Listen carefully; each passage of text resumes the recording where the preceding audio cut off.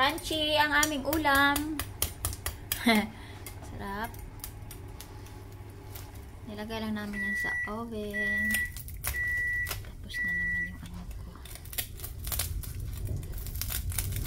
Uy, sarap bagong luto.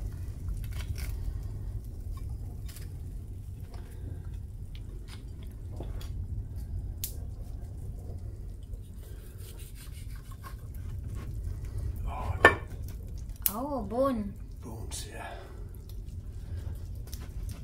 Ang sarap ng aming hapunan. Mainit-init pa, bagong luto. Wala makakain na. Sarap na nito kainin. Ang init naman.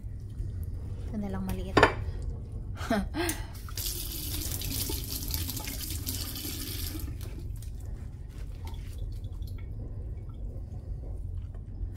Yan, kain na tayo.